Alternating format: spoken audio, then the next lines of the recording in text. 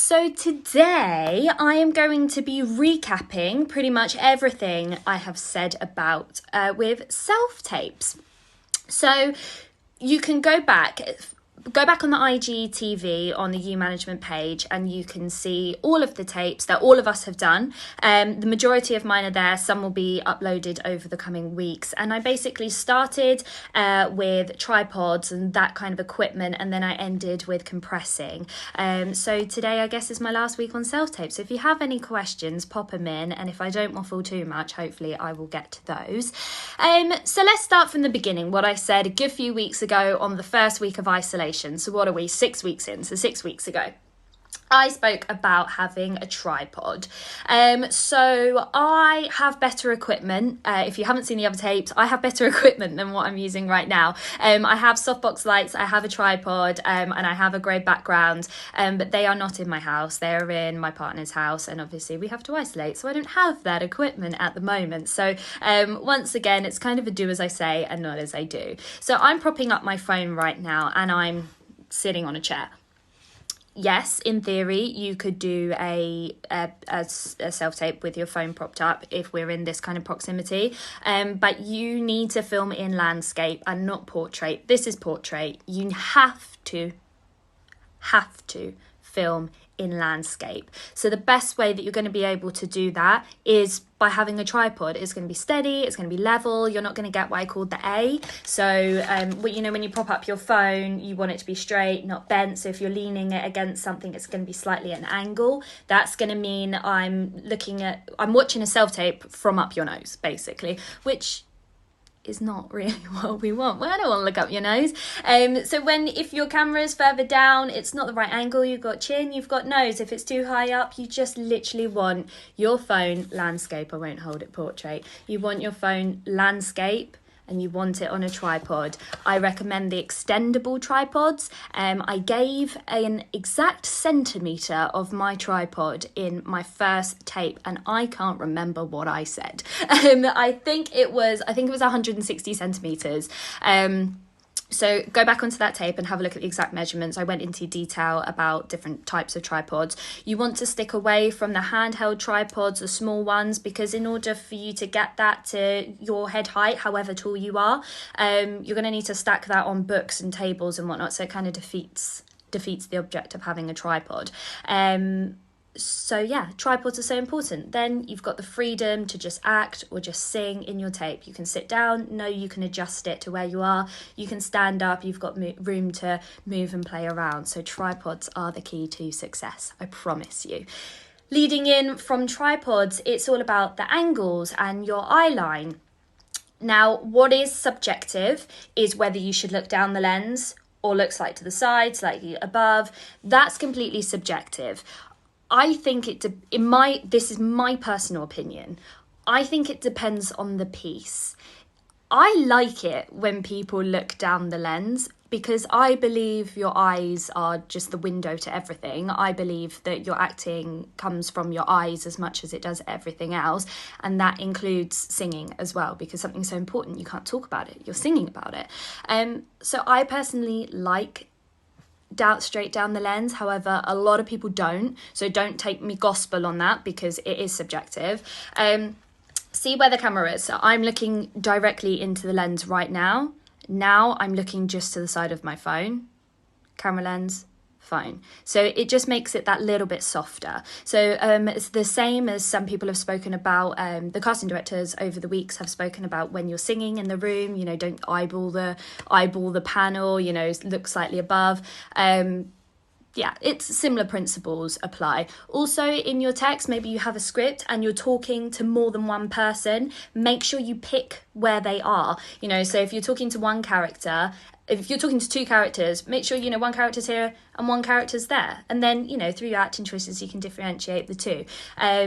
So you need to make sure that your camera lens is eye level. And then we're not up your nose, we're not round the side, too high up, too low down. Eye level, and then you can just play around with wherever you feel comfortable. So with your tripod, you can make your camera eye level, and that is exactly what you want. Flat and eye level. We then spoke about backgrounds. So do not do what I'm doing right now. Yes, everything is subjective, of course, but I feel like this might be the one thing that is not subjective. I don't think I've met anyone, any casting director or any other agent or anyone who says that a busy background is okay. It is just not. As I said in my last video, which is on the IGTV about backgrounds, right now, whilst you're watching me, you're also looking at that lampshade and the light and look at the fire alarm. It's distracting. I have a kitten, so if he was to run in right now, you'd forget about all my acting or my vocals and you'd just focus on the cat, or what brand is the toaster at the back. It's distracting. And self-tapes are what? A minute to 2 minutes long. Do you want the focus to be on you, or do you want the focus to be on something around you? Well, I would want it to be on me. So a clear background is pretty much the only way to do it. I understand some people maybe you live in an apartment, a smaller place, shared house or whatever, and you might have wallpaper. That's fine, because later on when we talk about the editing and when you zoom further in, so you've just got sort of this part of you, like this is too much space, for example, but we're in portrait for the lives. That's fine, but I would just try and make the background as less busy as possible. What you will see in the first tape that I did, I am talking in front of a grey background. That's a blackout blind that I got from The Range. It was about £7. It was one of the cheapest, most boring ones they had. Obviously, the blackout blind material is a lot thicker than normal blind material. I took it off the hinges and I just stick it to the wall. Obviously, be careful with whoever your landlord is or your parents. You're not ripping off the wallpaper or the paint. You can maybe try and hook it to something. So I just put the blackout blind behind me and it works an absolute treat. So that's like a little hack that I recommend. Someone did ask a question on that video, what about using curtains? So I will just turn my screen around. So for example, these are the types of curtains that I have in my living room. Yes, that is fine. For example, so my curtains are like cream, so they're clears. So they're not distracting, that's fine. However, if they're a bit crinkled, it's going to create shadows with your lighting, so just be careful with that one. If you have a plain white wall in your house, bonus, brilliant. However, just be careful with what type of skin color you have. If you are a fairer skinned person and you've got maybe quite harsh box lights or ring lights and you've got a white wall, it might wash you out. So just be careful that you then don't end up looking, paler than you are, or you look like floating eyes and you don't have a nose. So that's why I always think grey is a good kind of universal colour for the background. So you could be nice and beautifully fair skinned, or you could be lovely and tanned or really dark skinned, and grey is quite complementary for sort of every skin colour. So yeah, a grey blackout blind from The Range. I'm sure you can get them from eBay, Amazon as well. And that's also the same with the tripods. Mine was from Amazon. So yeah, just have a good old Google for that one. From backgrounds, we went to lighting. So there was 3 types of lighting. There was softbox, ring lights, and natural. Softbox are my personal favourite. I repeat, my personal favourite. I think softbox, I think the clue is kind of in the name. It gives a softer light. Okay, I don't have it right now. I wish I could show you. Pop back to some of the other videos before the lockdown where I did have them so you can see. And if you scroll through some of my clients on the books, maybe look at Sebastian Wilson Larman's Instagram page. He has his IGTV where he's posted a lot of self-tapes that he's done. He uses good equipment, so he's a good example. Softbox lights, usually, so I have 2. They were from eBay. They were £30 for both of them. They came with the light bulbs because they're like industrial, the curly light bulbs. So be careful because some of the ones didn't actually come with the light bulbs, and the bulbs are quite expensive. So try and get them all in one. 2 boxes and the sort of mesh, the the clear whitey film that goes over the front of them to soften the light. There's 2 of them, so it's easier to play around with it. So I usually have one a little bit further back and then one a bit closer. That tends to block out any shadows and doesn't make you look too glary on the face or just like floating eyes and you don't have a nose, which is obviously not what you want. They also have like a little pivot on them, so if you happen to be filming a tape in the day and you do have a window and it's just that bit too bright, then you can just angle it so it's up and then you're lighting the room and not just you. That's always a good little trick if you're filming in the day. If you're filming in the nighttime or you don't have a window in that room or a small window, then yeah, put it on you. If you look at your tapes, do a little tester run, stand there and sing Mary Had a Little Lamb and then go back again and just have a look at it. If you're like, I'm really shiny and it's too glary, just move the light back. Just keep moving them back and back and back. It would be brilliant if they had a dimmer switch on them, but they don't. So maybe I will try and invent that one for you guys. Lots of people use ring lights. I am not a fan of ring lights. I'm sorry. I'm not suggesting that if you have a ring light, you have to go out and buy softbox and that's the only way that you can do things. No, not at all.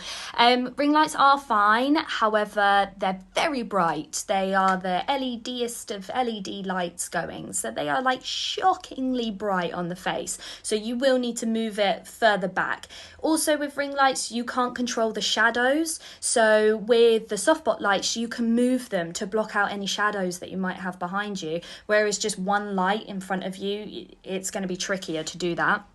Also, they leave a ring in your eyes. So back to what I was saying, with sort of the eye line, I personally believe that you're acting, whether that be from singing, dance, or just speaking, it comes from your eyes. So if I can't see the intensity in your eyes, whether you're talking happy or sad or you're singing, whatever the emotion or the intention is, if I can't see that because I've got the rings in your eyes, then I don't believe you. And that's a problem.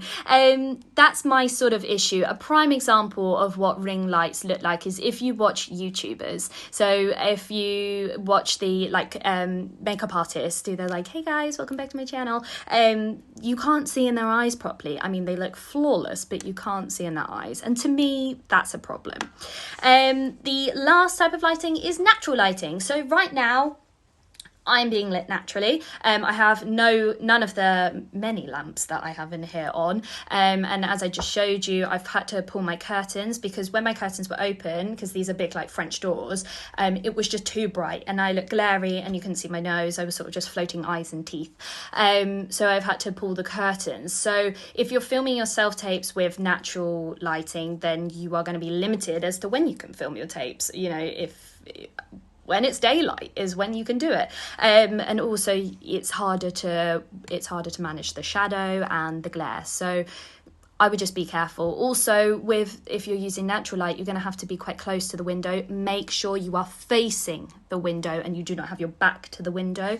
So if you're facing the window, not many people have a window and then a wall. So where are you going to put the grey background? That's my sort of grievance with natural lighting. But if it's all you've got, it's all you've got. It's natural and it's free. So yeah, softbox for me personally are the way to go. eBay about £35. I went on to editing from there, which was fun. So I edited a self-tape. So go back and have a look at that video. It's on the IGTV. I just used iMovie. As I said before, I have an iPhone. I don't have an Android phone. There is an app called Splice that is really good for editing self-tapes. It does come with a subscription, but there is a free version, and I think the free version is fine. So you don't need to go and spend £1 million on that one because obviously iMovie is already installed in every iPhone, so it's free. And I edited a self-tape, so it's probably easier with that if you just pop onto the IGTV after this. Don't leave me now. And watch that one. It's so easy, and I know everyone says that when you know how to do something, but honestly, it really is. What I said before with going back to sort of angles and tripods and whatnot, you are a bit further away, and what you want is, just that little gap above your head and sort of here. this is all we need. We don't need body, we don't want to be down, we don't want too much above. So if I was filming this right now and then I wanted to be closer, you don't have to move closer. I don't have to do my tape this close so you can see my wonky fringe. You don't have to do your tape this close. You can zoom in on iMovie and it doesn't distort any of the quality, and you can just get rid of your sides. But you have to film in landscape to be able to do that. If you film in portrait, it won't work, and you'll have two thick black borders either side. Don't want that for a self-tape. You want your face to cover the whole screen. You want your pretty faces all over the screen of that casting director's laptop. So yeah, definitely film in landscape, and then you can zoom in and you can do those editing bits. With the editing, I get a lot of questions about whether you should put a, so, you know, like a pop-up screen. So like Sally Adams, repped by You Management, Spotlight Pin, agent email. I personally, in my personal opinion, think they are a waste of time unless you have been asked to do so. If you've been asked to do something and it goes against what I'm saying, do what the casting director has asked, always.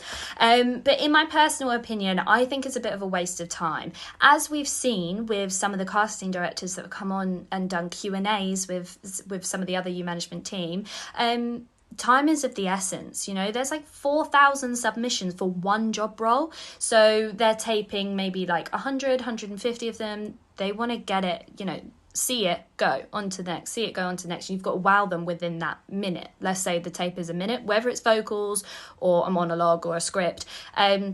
So I think if you put something at the beginning, the pop-up, it's a waste of time. They know who you are. They asked to see your tape. So there's a good little trick on that I showed on the iMovie, on the video that's on the IGTV, where you can type. So I would put Sally Adams and then the agent email address, so like agent@agent.com, whatever your agent's email address is. Just on the little bottom here. So what it would do is I'd be like, hello, blah, blah, blah, here's my monologue.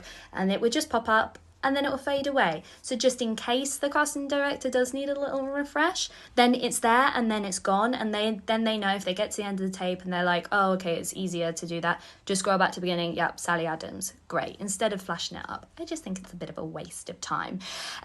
Also, something that I didn't say on that tape was about idents. In my personal opinion, if the casting director has not asked for an ident, don't do it. If they ask for it, obviously do it. If they haven't asked for it, don't do it. It's just a waste of time and you look a bit silly going, like, it's just a bit weird. They don't want to see it. My other little kind of pet peeve when it comes to idents, if someone has asked for one, is when they say to show your hands. Everyone goes, whoa, slow down. I did not see your hands. In my personal opinion, I think it makes more sense for you to, let's say if you're in landscape, you could fit both hands. This is obviously portrait, but you can show your hands properly. You can clearly see I don't have any sort of scars, I don't have any tattoos. Landscape, you'd be able to see it properly. So, you know, here are my hands. Here is my face, and then to the side, and then to the side. Girls or guys, if you have long hair, make sure you push it back for when you do your side profile, because they want to see your side profile, not your hair. So yeah, I personally don't like it when people just go, great, did you see that? I didn't see that. So remember, go in. These are your hands. This is my face. To the side. Let's begin. So that's my kind of pet peeve when it comes to idents.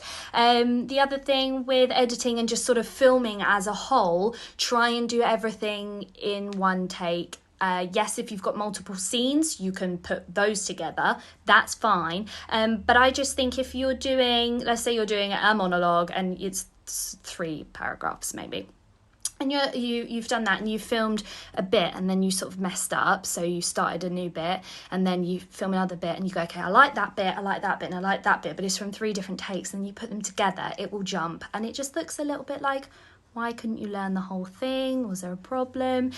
So yeah, go back on the IGTV, watch that video, because I edit a self-tape right there and then, right in front of you. So it's just, yeah, on iMovie, it's a good little tricks on that one. That takes us to compressing. Compressing is so important. I don't know if you all follow Terence, but Terence posted a photo the other day, and it was of a self-tape that he was sending off for someone, and it was 900 and something megabytes. 900 and something megabytes. So that was being sent off by WeTransfer, which is 9 times out of 10 what casting directors ask their tapes to be sent by. It gives you a time underneath as to how long that's going to take to send. And in the photo to Terence, it said that it was going to take 6 hours. 6 hours to send. I will just leave that one with you there. 6 hours. So think about the chain, okay? You filmed your tape, whatever it is. You then have to edit it, send it to your agent. Your agent has to download it, check it, watch it.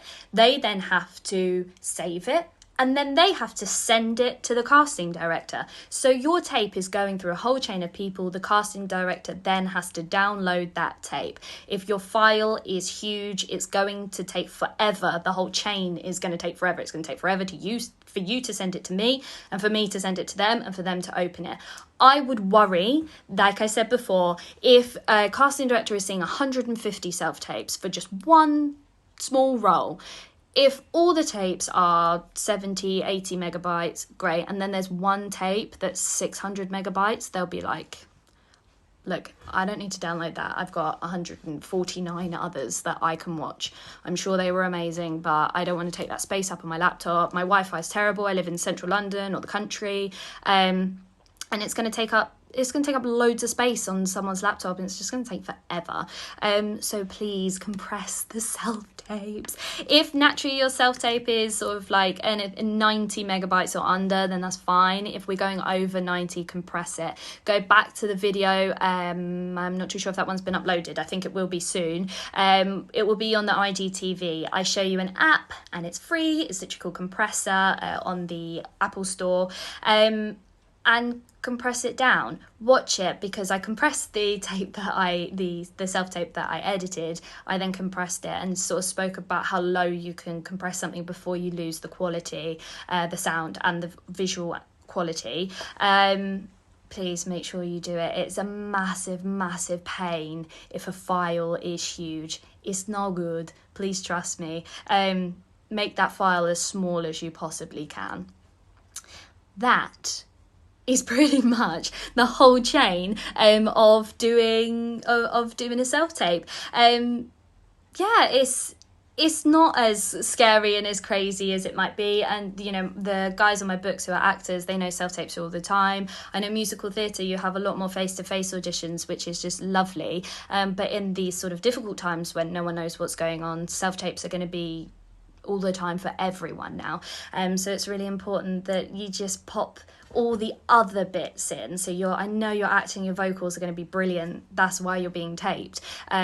But get the other bits in and just show them who you are. Don't give them an excuse not to see you in that face-to-face audition, or give you the job just because of, you know, they were more distracted by the lamp than not. Remember, always film in landscape, a clear plain background. Make sure your lighting is soft on your face, not too many shadows. You're not filming in the dark. Make sure that you edit it properly. Go back and watch that video, because it's just easier if you do. And make sure you compress it so your file is nice and small. Yeah, so that's everything. I feel a bit sad that we've come to the end of self-tape.